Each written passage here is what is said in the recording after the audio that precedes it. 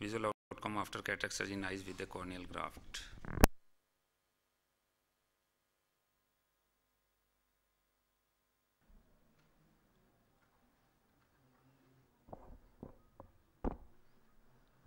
Good afternoon, members on the panel and colleagues. I'll be sharing our experiences of cataract surgery after a corneal graft.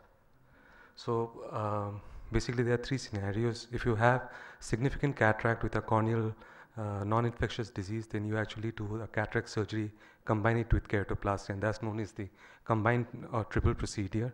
And if you have minimal cataract, then you tend to defer the cataract surgery.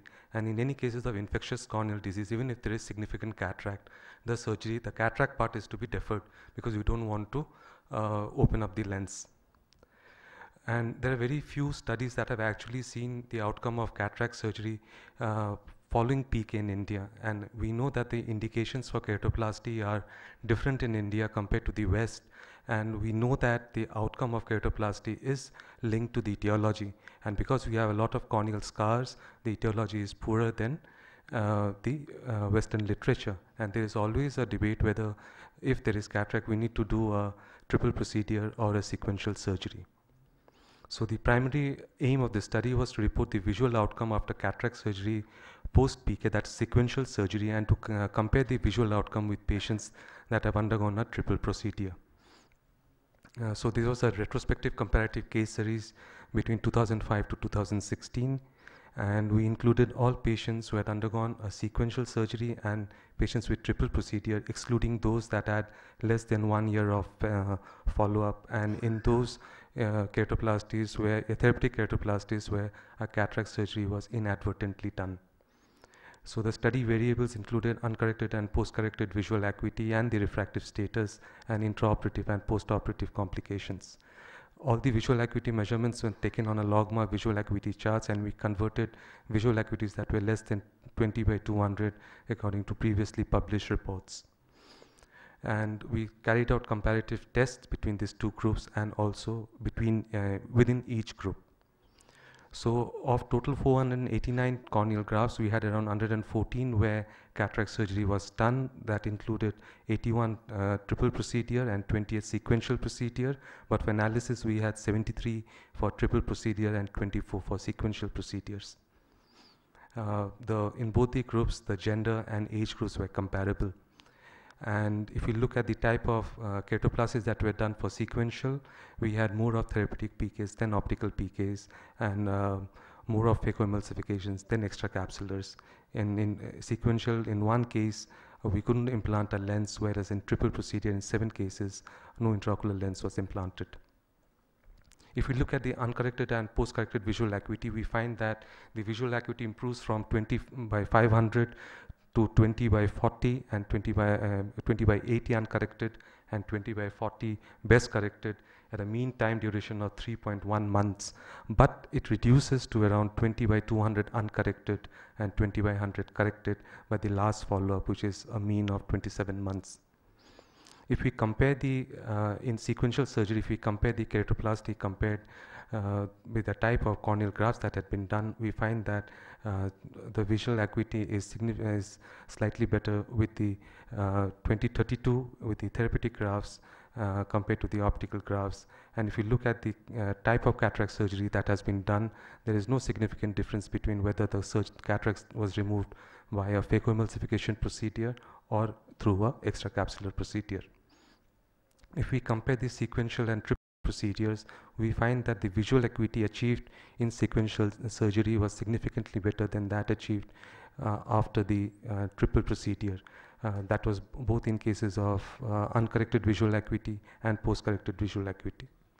And if we look at the refractive status, we find that except for the cylinder power, there was the spherical power, the spherical equivalent was not significantly different between the sequential or the triple procedure, with the triple procedure having less cylinder. If we look at again the number of patients that have obtained best corrected visual acuity of 20 by 40 or better, the sequential surgery had a better outcome compared to the triple procedure. we had a certain number of complications, but regarding the difference between both these groups, they were not significantly different, except for graft infiltrate, which is quite a common complication that we encounter after any penetrating keratoplasty in India. So if you look at our study and compare it with literature, there are lots of published reports from Western literature.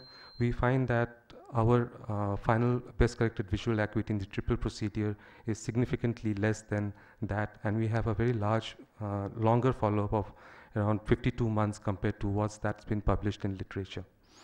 If you look at the refractive status, we find that there's a better visual outcome in sequential surgery and higher cylinder power in sequential surgery, because most of these were therapeutic PKs. And although in literature they have found that there's not significant difference between sequential or triple procedure. Graft clarity, our graft clarity results in India is significantly less than that compared to the West, and because of the etiology as I discussed before. If you look, we find that the visual outcome following sequential surgery can be encouraging. The type of corneal graft or method of cataract extraction is not influential on the outcome, and graft clarity is dependent on post-operative events. Thank you. Yes. What was the gap between the keratoplasty and the cataract surgery in sequential ones? That was approximately, it ranged from around 3 months to a year or more. We waited at least for 3 to 6 months before performing a cataract surgery after a PK. Okay. And you followed up some patients for 52 months also? Yeah. Okay. So in the sequential ones, what about endothelial decompensation? Because we didn't have a specular to start off with at the initial stage, we don't have a specular count. But we have had primary graft failures. I can show you this thing. We had graft failures in both the cases, but to actually attribute it to cataract surgery, like we couldn't, because we didn't have a cell count beforehand, we couldn't do that. Right. Okay.